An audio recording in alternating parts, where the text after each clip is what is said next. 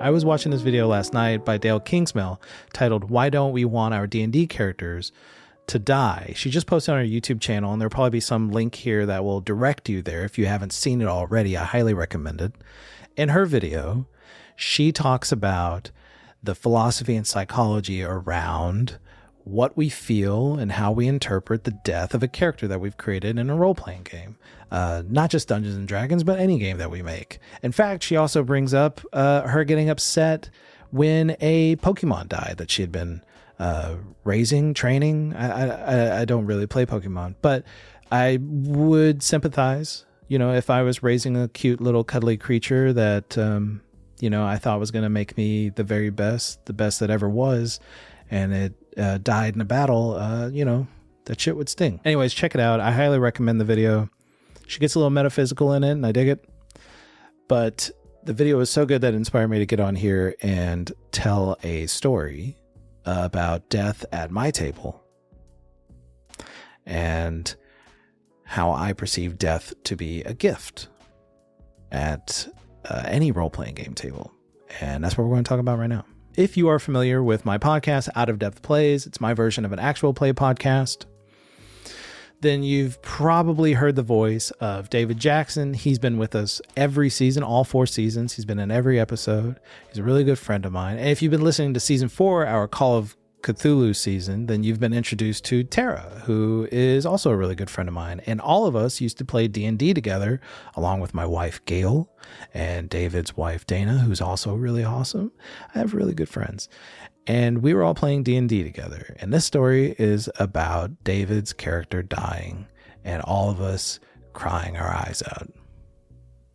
There's a lot of people online who think that Dungeons and Dragons combat can be a bit of a slog, and it really can be. And on this night, we played one combat encounter for 3 hours. And I am not lying. It was one of the greatest game sessions I've ever played in my life.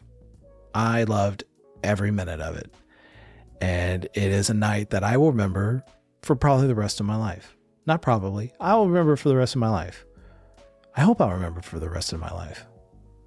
I hope I never forget it. On this night, we were going to have this combat encounter. We all knew that we were going into it. So I spent the day building a battle map, all this terrain that I had built from Heroescape tiles, if you remember that game. And there was a river running through it, and there was levels, so you had height. It wasn't just a flat plane like on a map, and it wasn't flat like a grid map. It was really cool looking. We had the good guys on one side of the river, we had the bad guys on the other side of the river, and then there was a third party, troglodytes, who were in the water in between the two. And the troglodytes were on nobody's side. They were on the troglodyte side. They just wanted to eat.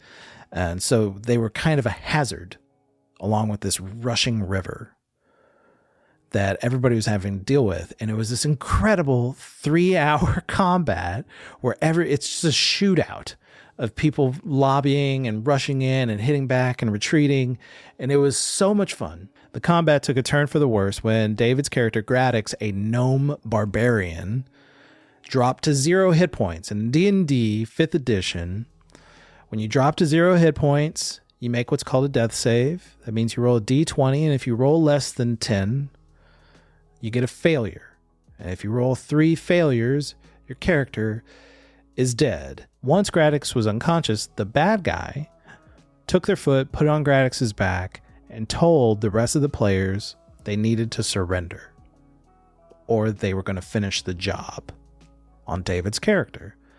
And while they're negotiating this surrender, David still has to make death saves. He still has to roll the dice because a turn lasts 6 seconds in D&D or something like that. I'm not really familiar with the rules. I just kind of make it up as I go along. This first roll was a failure. And they talk a little bit more, and I said, all right, time for another one. And in my head, I'm thinking this is probably not going to be bad. I still remember this moment very vividly. David was sitting on my left. We were sitting right next to each other, and he rolled the dice, and only he and I could see it. Gail was to my right, Dana was over here, and Tara was at the other end of the table, and they all couldn't see the die.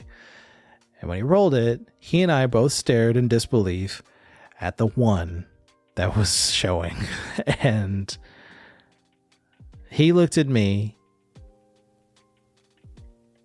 and I remember his eyes were like, does that mean what I think it means? Because I had just gotten him into D&D, and we hadn't experienced this yet. And I looked at him and I said, what are your last words?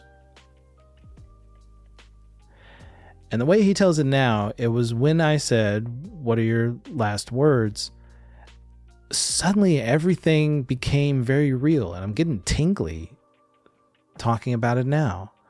When I said that, everybody at the table let out this cry of pain, and tears started to happen, and the stages of grief happened. No denial, right? Everybody's yelling. And he says his dying words to his twin sister, played by Tara. Tara was also a gnome rogue. And they had just been reunited after being estranged for years. And these adventures were, unbeknownst to them, their final days together. I've had death happen in many games. Gale's had several characters die, and I've killed David several times in other games as well. And it's rarely fun. We cried a lot. We're all theater people, so we were really softies. But his death did affect us, and that was the end of the night, and we kind of left the evening with his character dead. And the next session, we started by just talking about our memories of this character as though we were at a funeral for him.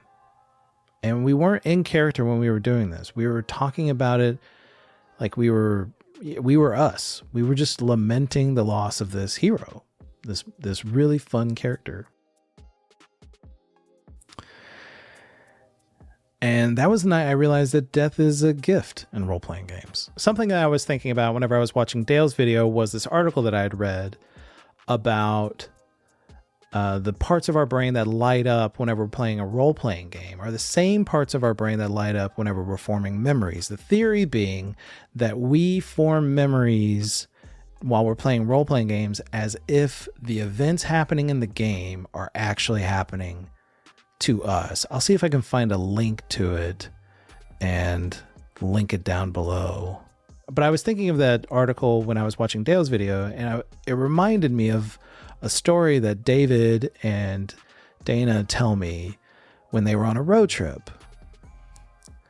They were in their car, and one of them said, do you remember that time we were asking Tara to flirt with a guy at a bar to get us free drinks? Why did we do that? And the other responded, that doesn't sound like us. Why would we do that? We didn't do that. But I know what you're talking about. And after a while, they realized they weren't remembering something that they actually did in a bar in Chicago. What they were remembering was this gnomish bar and how they were encouraging her to flirt with this other gnome who had a crush on her to get free drinks at a bar in this role-playing game in Dungeons and Dragons. But they were remembering it like it was something that they had actually done in a real place.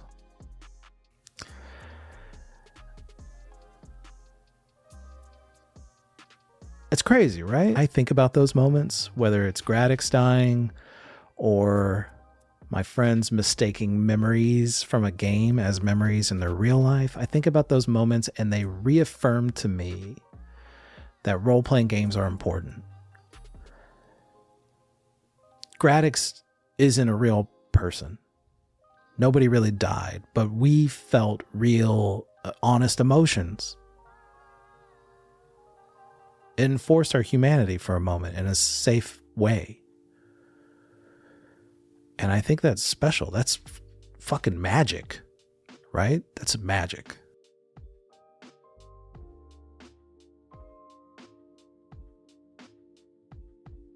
So play more games, I guess. I'm not saying you have to play with death on the line. If you want to be able to live forever in these games, do that. Far be it from me to judge how a person plays a game in their own home. Do your thing. It's all good. But if you want to get a little bit out of your depth, I highly recommend swimming into the deep end without the floaties every once in a while.